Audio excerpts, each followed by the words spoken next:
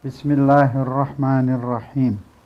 Alhamdulillahi Rabbil Alamin.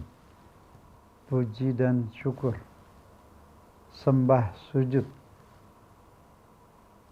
cemas dan harap, pasrah dan tawakal, tunduk bertekuk lutut di hadapan Allah Subhanahu wa taala, pencipta, pemilik, pemelihara diri kita semua dan alam.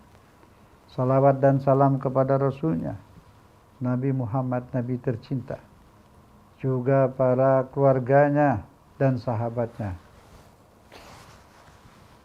Pemirsa dan pendengar yang disayang Allah, alhamdulillah kita masih dapat menghirup udara bersih, masih bernapas, masih diberi hidup di dunia ini. Yang sisa-sisa umur yang ada ini sebelum kedaluarsa, sebelum expire, kita mempunyai kesempatan untuk membina diri.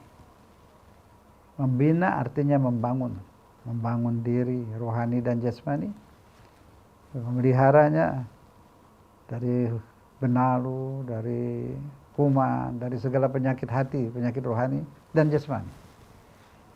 Salah satu yang dapat memelihara itu adalah silaturahmi.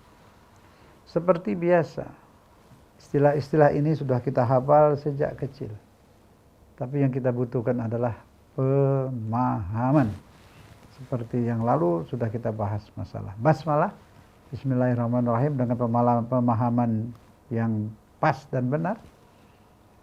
Insya Allah dengan pemahaman yang benar. Kita sudah bahas itu. Syirah sadr, lapang dada juga kita bahas. Kini silaturahmi. Semua kita sering menyebut silaturahmi. Silat artinya hubungan. Silat itu bela diri, itu dari bahasa Arab juga, dari silat. Rahim, family. Jadi asal kata silaturahim itu memelihara hubungan family. Kemudian berkembang menjadi hubungan sesama manusia. Dua-duanya masuk. Secara khusus hubungan family, secara umum hubungan antar manusia. Ini diwajibkan dalam hukum Islam, dalam Al-Quran itu, dalam surat Al-Baqarah ya, yang diperintahkan untuk menyambung silaturahmi. Dalam hadis juga sangat Allah membenci orang yang memutuskan silaturahmi famili, antar famili lah dulu itu. Dan memutuskan hubungan famili itu disebut fasik. Tapi masalah hubungan famili itu memang ada menyangkut hukum nafkah. Jadi yang termasuk famili itu, bila dia wafat kita dapat waris, tapi pada saat dia hidup ekonominya lemah, kita wajib membantu nafkah, wajib hukumnya. Itu dinamakan wujub nafkah, wujub nafkatul aqarib, wajib nafkah terhadap famili. Ya, orang tua, garis ke atas, garis ke bawah, anak cucu. Walaupun anak kita sudah berumah tangga, kalau dia lemah ya kita cukup wajib memberi nafkah. Famili, ponakan dan sebagainya. Nah ini jarang sekali kita pahami, harus dipahami itu. Wajib hukumnya. Kalau saudara ada berlima saudara, satu ekonomi lemah atau miskin, yang empat ini wajib menjamin. Menjamin yang saudaranya yang satu tadi, sesuai dengan kemampuan masing-masing. Itu termasuk silaturahmi. Jadi bukan hanya dengan ucapan, tidak bertemu pun silaturahmi itu bisa berlaku. Tapi sebelum kita masuk membahas ini silaturahmi, saya ingin ceritalah sedikit bahwa kita jangan terlalu terlibat dengan berkata ulama ini, berkata ulama itu, berkata mazhab ini, berkata mazhab itu. Boleh-boleh saja semua kita junjung tinggi pendapat mazhab dan ulama, tapi bukan untuk perdebatan. Ambil saja kalau itu baik, sesuai dengan Al-Quran.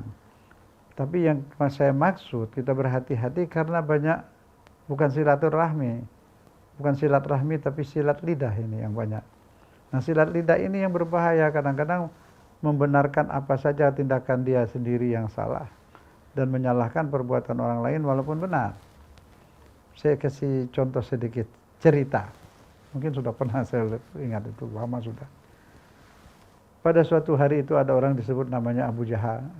Agak nakal juga Abu Jahal ini. Dia sedang duduk di rumahnya itu.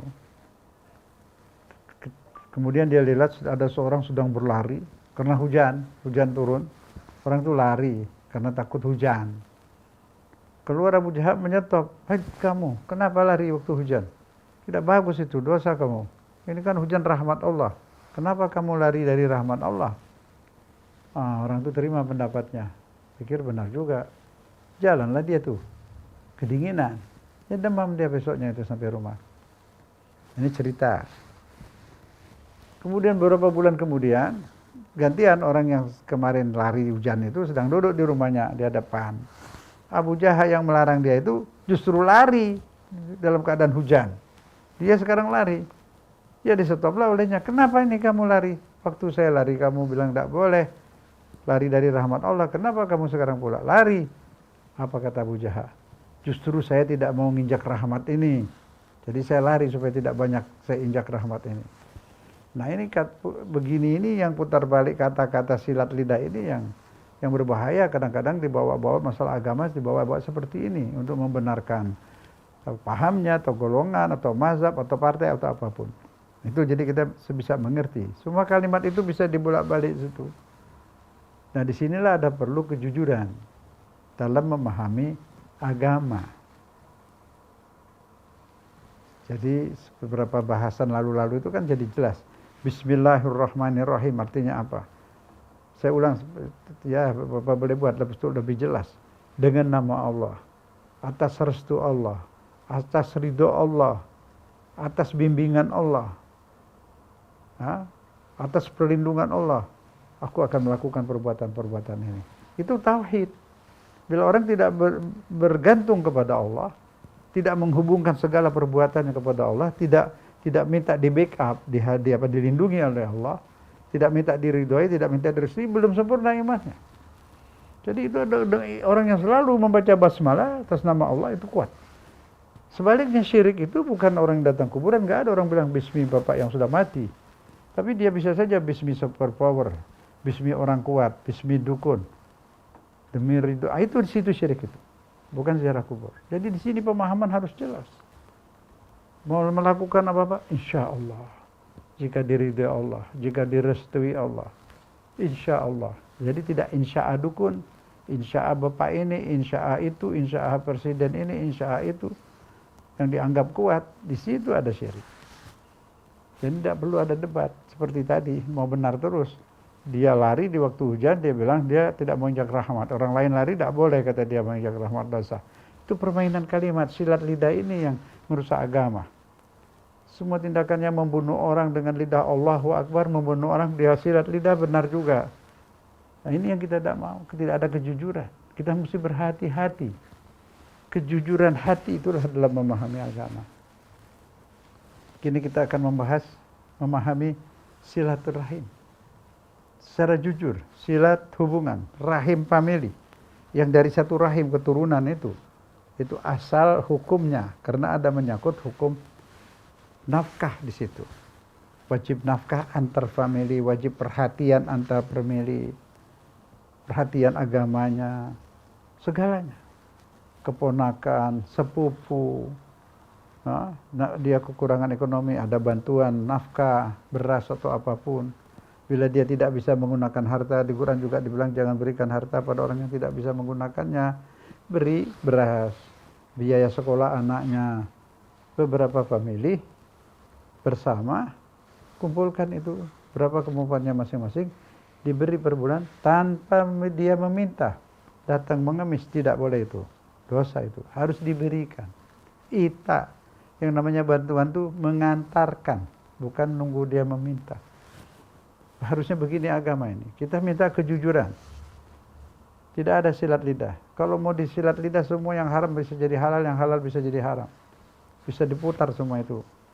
Itu yang disebut munafik dan fasik itu. Harus ada kejujuran di sini, hati.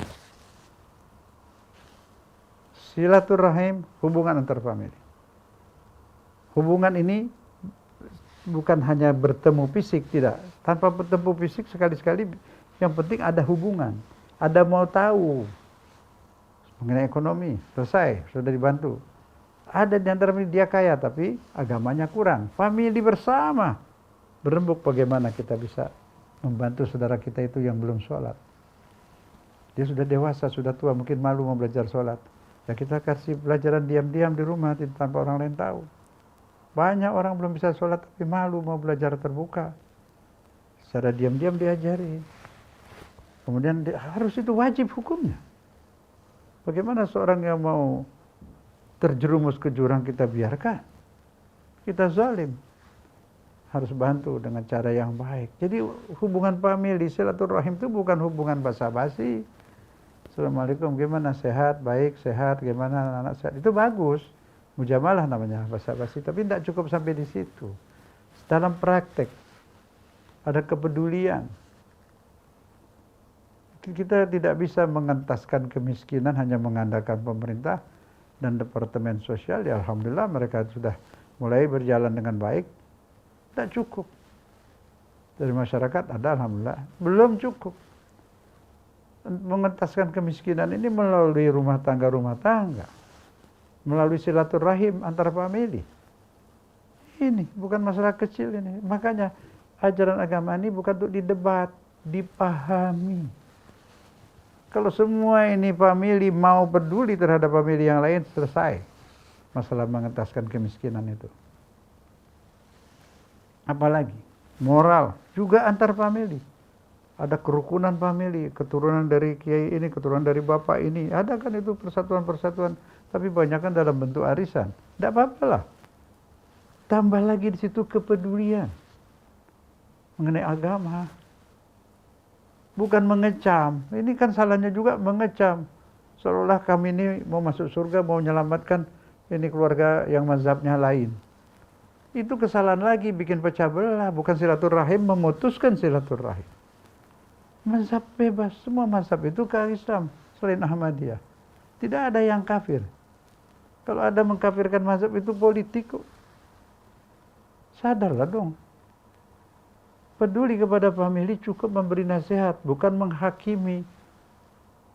Pahami agama secara jujur. Jangan katanya. Lihat juga tidak, tahu juga tidak. Kenapa harus suudzon? Kenapa harus berprasangka buruk? Kan itu. Kita tidak akan menghakimi orang yang membenci maulid kafir, enggak. Seminggu apa 10 hari lalu ada acara maulid di Bangil, diserang, didemo. Apakah yang menyerang mendemo itu benci kepada Nabi Muhammad? Ada orang bikin ulang tahun Nabi, ulang tahun kelahiran Nabi, atau kan anaknya atau putrinya di demo, tidak kafir. Mereka juga orang baik, mereka salah paham, begitu kan? Bisa. Tidak boleh beda sedikit kafir. Siapa itu bisa memutuskan seseorang itu kafir? Sampai famili pecah, rumah tangga pecah. Tidak seperti itu saudara-saudara sekalian. Agama ini rahmat. Silaturahim itu hubungan rahim. Rahim itu ya rahim tempat kelahiran. Rahim juga dari kata rahmat. Hubungan kasih sayang. Ada yang misalnya berpaham beda, ya sudah. Dia misalnya Ahmadiyah lah yang sudah jelas-jelas salah, punya Nabi lagi. Apa mau dihukum? Tidak. Biarkan aja hubungan silaturahim tetap jalan. Lihat dalam Al-Quran, dalam surat Luqman. Jika ayah orang tua mau mengajak kamu melakukan perbuatan yang tidak baik, yang kufur, jangan ikuti. Tapi gauli mereka dengan baik. Silaturahim tetap. Disuruh kafir pun masih disuruh silaturahim. Itu fakta dalam Quran. Tidak ada ajaran untuk keras, merasa paling benar, jadi hakim mengadili. Mudah sekali mengkafirkan orang. Nabi pun tidak pernah mengkafirkan orang seperti itu. Jadi ini bahaya, silaturahmi ini rusak gara-gara ada takfir. Hubungan famili putus. Ini bukan masalah kecil. Al-Quran sangat mengecam orang yang memutuskan hubungan silaturahmi. Yaqta'una, ini saya bacakan ayatnya. Surat Al-Baqarah ayat 27. Silakan catat. Ini hukumnya berat bagi orang yang memutuskan hubungan silaturahim. Al-Baqarah 27. Bismillahirrahmanirrahim. Alladzina yanquduna ahdallah min ba'di mitsaqih wa yaqta'una ma amarallahu bihi an yusala wa yufsiduna fil ardi ulaika humul khasirun. Orang fasik itu ialah mereka yang melanggar perjanjian dengan Allah sesudah menerima perjanjian itu, dan mereka memutuskan hubungan silaturahim yang diwajibkan Allah Subhanahu wa taala, serta membuat kerusakan di muka bumi ini. Mereka itulah yang merugi. Bisanya hanya merusak, mendemo, melarang orang tahlil, melarang orang salawat. Apa kita menuduh mereka benci kepada Nabi Muhammad? Sepertinya iya. Tapi sebenarnya tidak. Kita berprasangka baik. Mereka salah paham. Salah memahami ajaran. Tidak berdasarkan Quran hadis, tapi mengikuti gurunya. Mengikuti syekh-syekh di luar negeri. Itu bukan dalam negeri. Dalam negeri kita damai dari dulu. Ya sudah, syekh-syekh itu juga insya Allah diampuni Allah. Tapi kita tidak bisa terus-terus seperti ini. Berapa tahun kita harus ribut terus seperti ini? Tidak bisa buat apa-apa. Televisi pun kita nggak punya yang baik. Ada radio, alhamdulillah. Ini pun dimusuhi, astagfirullahaladzim. Semoga Allah berkahkan ini. Nah itu kita bisa tidak berpikir yang rasional tuh, menggunakan akal pikiran yang sehat gitu loh. Masa orang maulud itu masuk neraka sih mesti didemo? Apa tidak ada kerjaan lain? Yang lebih kasihan lagi menggunakan jas atau jaket nama satu partai lagi. Kasihan partai itu nggak seperti itu. Kenapa harus dikenakan atributnya itu? Seperti mau mecah belah umat Islam ini. Kenapa harus memasang diri sengaja dengan jas salah satu partai? Saya tahu partai itu tidak begitu. Ini ada usaha-usaha memecah belah. Ditunggangi oleh kekuatan dari luar. Itu terjadi di Bangil. Kita buka yang begini-begini nggak usah ditutup, biar tambah bahaya nanti. Buka supaya masyarakat menjaga diri, jangan ikut-ikutan memutuskan silaturahim antar sesama Muslim, terutama antar bangsa juga, persatuan bangsa. Kenapa bisanya hanya memecah belah? Kenapa harus memutuskan hubungan famili, memutuskan hubungan persaudaraan sesama Islam? Kenapa hanya bisa menyalahkan berdemo sana, berdemo sini? Kenapa tidak munkar yang didemo? Itu pun harus ada izin. Sampai kapan mau begini terus? Kapan kita mau membangun? Nanti silaturahim itu. Di Quran umat Islam itu dijadikan seharusnya umat teladan. Wasatan. Mana? Bagaimana umat Islam kita selalu pidato paling baik, paling bagus, paling mulia, teladan. Nah kalau sikap seperti itu ada orang maulud aja keberatan di demo. Saya bukan membela orang yang maulud, tidak. Saya membela Islam saya, agama saya. Saya tidak mau agama saya dibikin rusak seperti itu. Kita buat apa? Dakwah dengan hal itu lebih penting daripada dakwah dengan lisan. Bagaimana Ustaz? Maaf ya, saya bukan mau menceritakan tentang diri saya. Adakanlah seseorang, dia itu ustadz juga.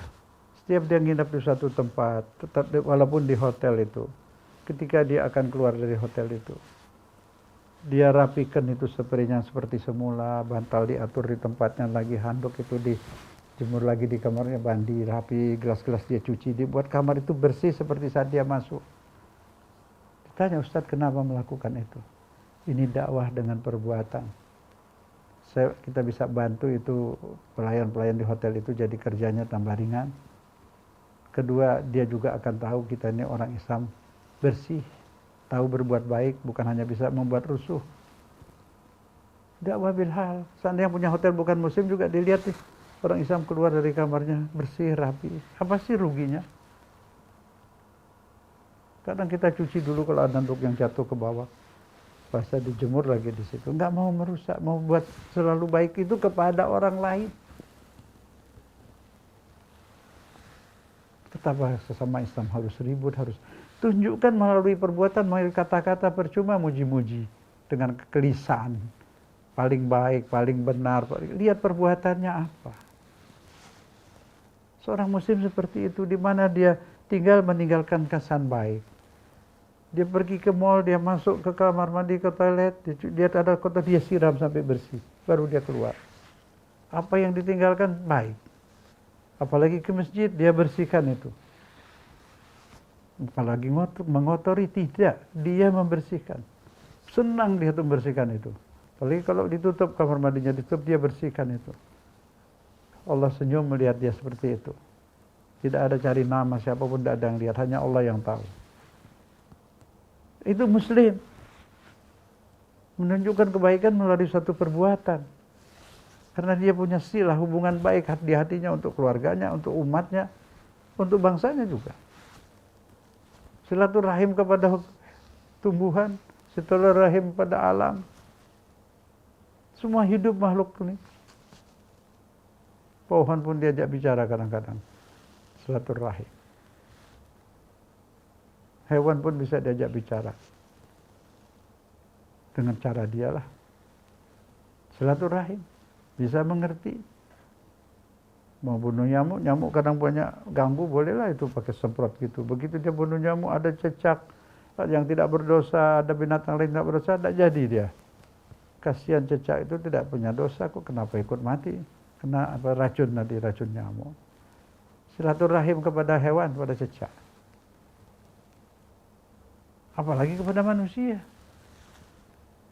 Mengapa golongan yang mengaku paling benar Islamnya kok justru memutus silaturahim, tidak menebar sayang, menebar fitnah, kebencian? Lah, astagfirullahaladzim. Mudah-mudahan sudah habis. Sekarang nampaknya sudah mulai hilang itu. Alhamdulillah. Mudah-mudahan terus. Tapi jangan ada lagi. Sayangilah Islam tuh. Jangan cemarkan nama Islam. Percuma kata-kata buku-buku memuji-muji Islam. Faktanya mana? Tunjukkan dengan fakta. Berapa orang Islam yang, maaf loh saya contoh, keluar saja dari hotel meninggalkan kamar yang bersih. Itu kan sikap, perilaku. Tidak bisa dibantah. Ini bukan punya kita, tidak bisa. Seorang muslim harus. Apapun, kemanapun dia berbuat baik. Kepada pohon pun dia berbuat baik. Pada hewan pun dia berbaik, apalagi kepada manusia. Muslih, bukan mufsid itu minggu lalu. Manusia yang hidup memperbaiki apapun yang dihadapinya, atau manusia yang selalu membuat rusak. Apapun mazhabnya tidak ada artinya. Andanya muslih apa mufsid, bukan soal mazhab. Mazhab tidak menentukan orang itu baik atau tidak. Perbuatannya. Oh, soal akidah. Akidah adanya di mana? Bila seseorang selalu bismillahirrahmanirrahim, itu akidah. Mau apa saja minta petunjuk Allah. Mau apa saja minta ridho Allah. Apa mungkin saya membunuh Allahu Akbar, bismillahirrahmanirrahim, bunuh orang tak berdasar? Tentu Allah tidak ridho itu.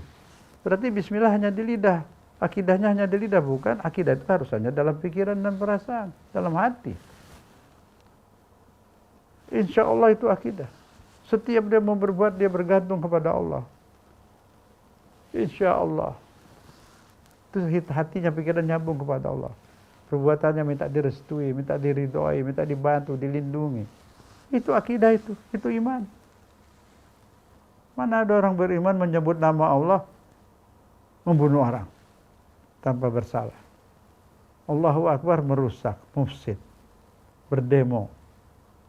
Di demo orang mauludan. Astagfirullahaladzim. Selalu mengatakan itu bid'ah. Tidak ada dalilnya. Apakah Anda sudah baca semua isi pelajaran agama? Surat Maryam itu Allah mengucapkan selamat kelahiran kepada Nabi Isa. Apa Allah salah?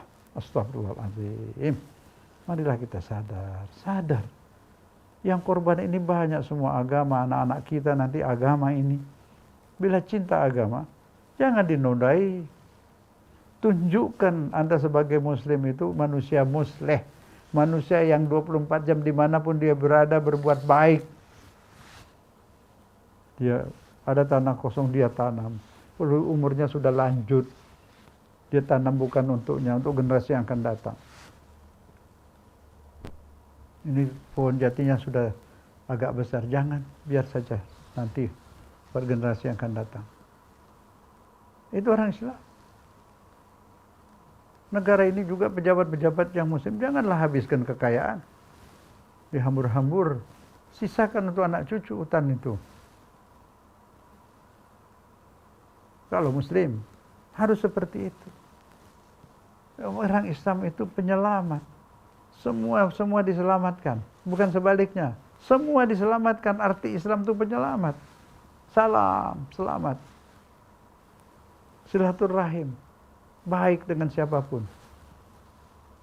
Dengan anggota tubuhnya pun baik. Tangannya pun disayang, hai tanganku. Jangan kotor-kotor ya, bersih-bersih. Jangan pegang yang kotor. Habis pegang uang tuh, kotor uang tuh, cuci tangan. Wahai kakiku, pergi ke tempat yang baik. Di malam hari kakinya disayang, dikasih bantal. Kamu letih kaki setiap hari di bawah. Sekarang malam ini naiklah kau sedikit di atas, supaya darah balik tambah lancar kalau sudah umur. Semua harta tubuhnya dia sayang. Dibersihkan terus. Pikirannya dibersihkan terus.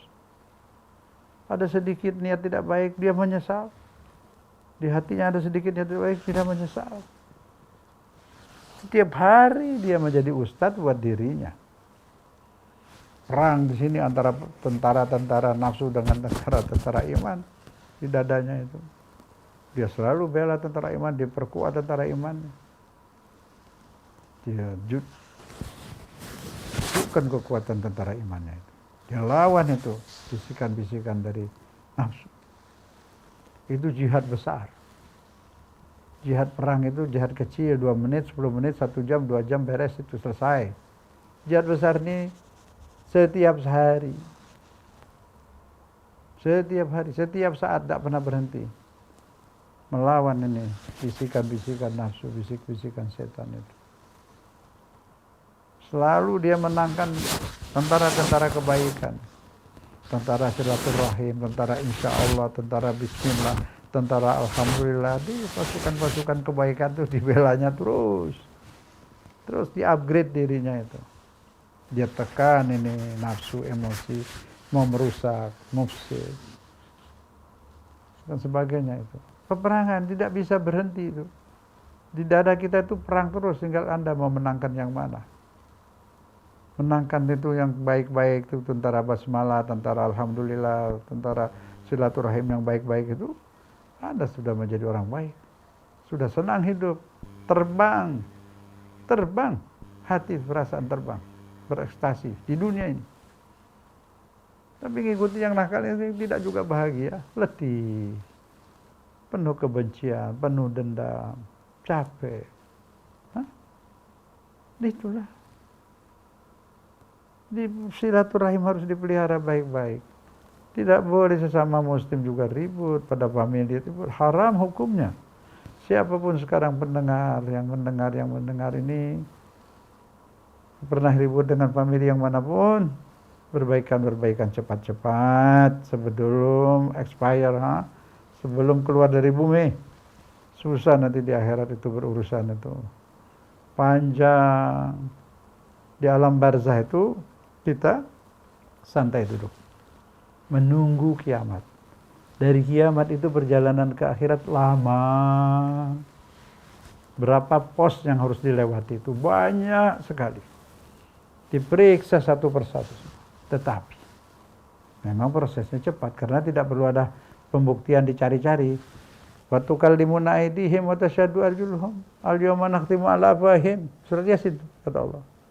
Ditutup mulutnya, tangannya semua memperagakan, kaki memperagakan, mata semua anggota tubuhnya memperagakan apa kesalahan yang dia buat. Auzubillah. Bila tobat, ditipek, dihapus itu. Enggak ada lagi di sana. Kalau mau tobat, istiqomah. Ingat, dosa kepada manusia melanggar silaturahim lebih besar dosanya daripada dosa yang vertikal. Salah kepada Allah, minta ampun, diampuni, habis, selesai. Tapi zalim kepada orang lain berat, harus ada pengadilan di akhirat. Ada pembalasan. Tuhan Maha Adil. Ini yang saya maksud. Hati-hati terhadap silaturahim. Kezaliman itu tidak ada yang lepas dari sanksi hukum di akhirat. Allah paling benci perbuatan zalim.